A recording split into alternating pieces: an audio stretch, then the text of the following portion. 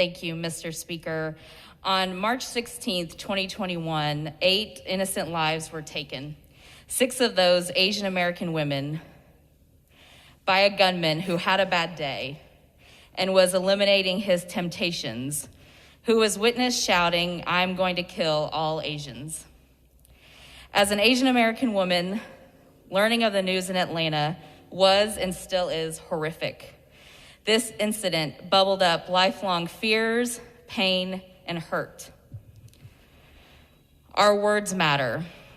The tongue has the power of life and of death. I distinctly remember the first time I was called a chink. I was in kindergarten. I was 5 years old. I remember telling my parents that I did not want to be Asian anymore. And that's when the internalized hate began. Questions like, "What are you?" To which I answer, "Human." "Where are you from?" Here I'd think and be reminded that I don't belong and I'm not like them. I'd spend years trying to hide my Asian looks, Googling how to westernize my eyes, avoiding certain patterns and colors in my attire to blend in with everyone else. I'd spend years of my childhood and adolescence being embarrassed and ashamed that I was different, that my mom was different in her looks, her language, her food. My mother is from Seoul, South Korea. I've shared stories of my childhood on this floor, so it isn't a surprise that my relationship with my mother is complicated. We don't talk often, but I'll tell you, at the beginning of the pandemic, when the culturally insensitive and anti-Asian rhetoric about coronavirus began, my mom called me to tell me she was scared and that they are blaming the virus on Asians. A fear and vulnerability I had never heard in her voice. Calling the coronavirus the China virus or the Chinese virus is dangerous and deadly. According to Stop AAPI Hate, since March 19th, 2020, there has been a spike in hate crimes and violence against Asian Americans across the United States. 3,800 cases have been reported, 68% of those cases made by Asian American women.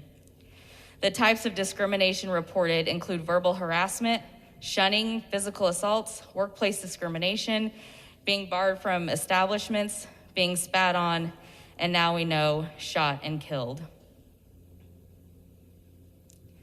Oklahoma has a beautiful and thriving Asian American community in each of our districts. Oklahomans and Americans who contribute significantly to our communities, our economy, and the greater world around them.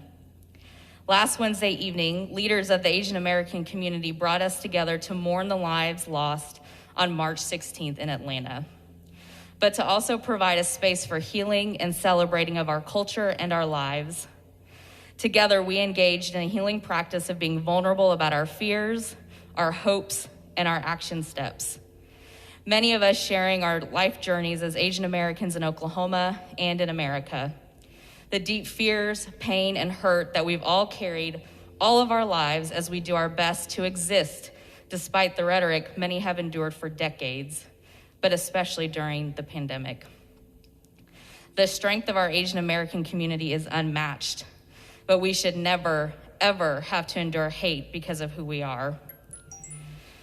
To the Asian American community, my community, I know the fear, the pain, and the vulnerability you are experiencing. Please know this, especially to our Asian American children. You are seen, you are valued, you are loved, and you are cherished.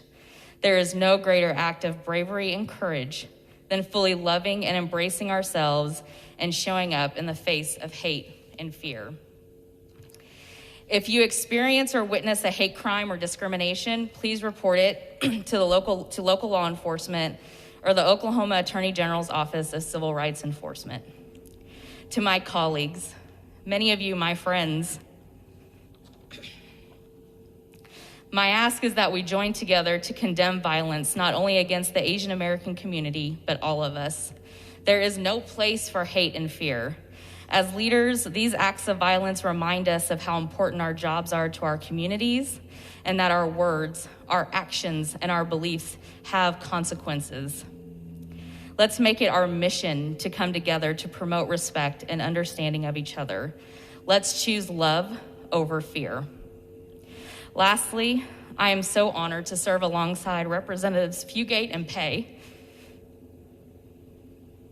who are co-authors of this resolution. As three of the first and only Asian Americans serving in state government, I am proud of our friendship, our representation, and our ability to show up to work every day to show our communities who we are as leaders and to be an example for the next Asian American public servants who are soon to come. Thank you, Mr. Speaker.